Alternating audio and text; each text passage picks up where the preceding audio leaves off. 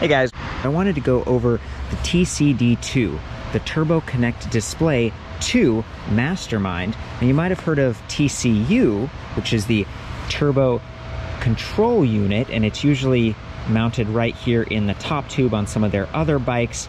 They use a very similar interface, menu system. They're both color.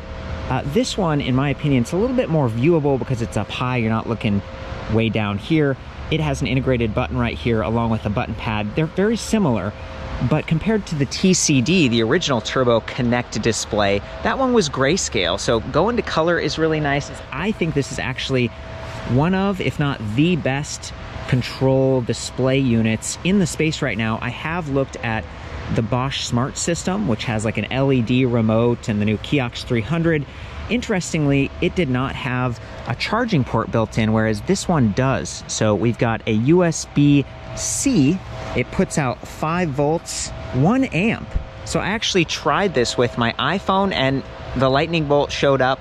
I checked with Specialized and they said, yeah, it's designed to charge your phone, which is really great because they have the Mission Control smartphone app, which interfaces directly with this. So there are some really nice pros. Some of the cons are that even though you can twist this and take it off, it's really not, you can't really do much with it. It's wired into the system, so it's not completely removable. From this view, you can see the USB port again really easily. It's a nice interface. I'm used to seeing this for other, you know, portable electronic mounts and stuff for smartphones. However, I did have to remove a set screw. So you can see right there, there's that metal threading.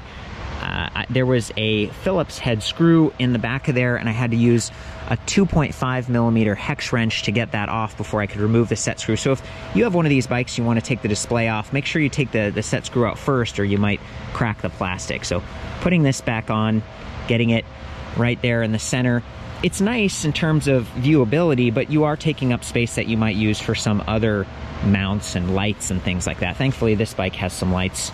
So we've got a power button right here. I'm gonna go ahead and press that. Comes to life really quickly. You got that beep. And then we've got the remote button pad over here with an F1 plus, minus, and F2. I think that stands for like function.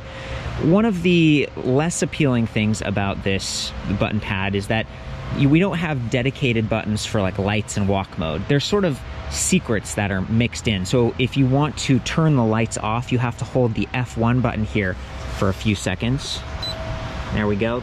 Maybe you want to save a little bit of power. And if you want to do walk mode, you have to hold the plus button. There we go. It kicks right in. Compared to some of the other systems out there, they're requiring you to actually press walk mode and then start moving the bike for that to interact. This bike, it just goes. You just hold the plus button. So those are some of the secrets. We also have hold plus and minus to get into the settings menu. We can change the units from, you know, metric to imperial, and date and time. We can adjust the sensors. If you want to select one, you press that F1. So we can pair ANT Plus, which is like a wireless standard for heart rates and things like that, or Bluetooth low energy. It's really interesting. That's what is actually used to pair with the Mission Control smartphone app, and then the smartphone app can pair with other Bluetooth low energy devices such as heart rate monitors. So there are different standards. I like that Specialized is doing both, and they make it very easy to find those in the menu. Altitude, so you can change your altitude. Some really interesting settings here, a lot deeper than some of the competing systems I've looked at. Regulatory and exit. So the menu, I think it has everything you need without being too deep. I like that you can go all the way from the top to the bottom by pressing the plus and the minus. It doesn't force you to walk all the way back up or down depending on where you're at. One of the other really cool features here is this micro tune. So if we just press the F2, we get this percentage up here, and now we can adjust within the 3 assist levels by increments of 10%, so 40%, 30%, 20%. So it's highly, highly adjustable. There's like 10 settings within each level of assist. So I'm gonna get out of this by pressing F2 again. We're out of micro tune. So right now we're in eco. I can take it down all the way to just off, and then we have a bike with a nice little cycling computer and some lights and USB charging. We press plus once, we go up to eco. It's the lowest level of assist, trail, and turbo. So again, 3 levels of assist, and then you can do that micro tune right here, which is really cool. So I'm a big fan of this display. Again, it's very bright, and you might have noticed all those beeps. There's actually like a haptics going on over here. So this button pad is very easy to reach, but you also feel what's happening. Like I can feel this vibrating, which is very nice. At some point you might get annoyed with the beeps and with how bright this thing is. It's a very, very bright display, and that's where the Mission Control app can help you. You can actually turn down the brightness. There's a slider. It's very precise. It's not just like high, medium, and low. And you can turn off the beeping if you want to. I mean, it's really nice to see those features because, again, this could be ruining your night vision or just kind of messing up the look of your bike. I love that they included those things, but you do need the smartphone app for that.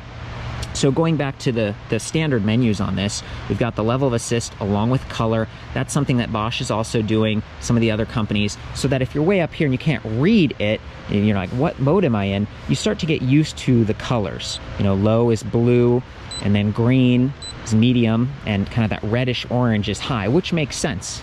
Like a fire or a jet engine or something. And we got the clock right there in the middle. Battery charge percentage. I love that they went with the percentage. It's not like blocks that give you a 10 or 20% increments. This is like 1%. Current speed in the middle. And then down here, we got some more speed readouts. So it's telling us kilometers per hour is what we're set at right now. If we press the F1, we don't hold it. That was for lights. If we just press it, we're gonna walk through the other menus. So we've got kind of a smaller view up here of the same things from the last menu, along with distance and ride time, battery percentage, consumption, estimated range trend. This, I mean, one of the really cool things about Specialized, especially with their Mission Control app, is that you can plan your rides and say, hey, I want to get to my destination way over here using their map, and I want to get there with 20% left on my battery. Or I'm okay using it all, but don't run out. You can set all of this. It's just extremely, you know, very range oriented. And then the heart rate thing, you can say I want to hit and maintain a certain heart rate. Very, very cool. A lot deeper than some of the other systems I've seen. Altitude, altitude gain, altitude descent. So that's really cool. Get some feedback about your rides. Rider power, motor power, power ratio, infinite tune, calories, odometer. So I wonder if, there we go. So see where I changed, I pressed the F2 again, and it shows us our infinite tune here. And again, it's not infinite, it's 10% increments, but that's how you can just switch from like high power mode and kind of cut the power down with just one click. I think that's really unique. Okay, so we're gonna go to the next menu, and it just brings us back to the beginning. So that's a full tour of the TCD2 MasterMind. I think this thing is incredible. Specialized has done a really good job, and I'm going to be doing a review of this bike, which I think is right on as well. So love you guys, ride safe. I'll see you in the next one.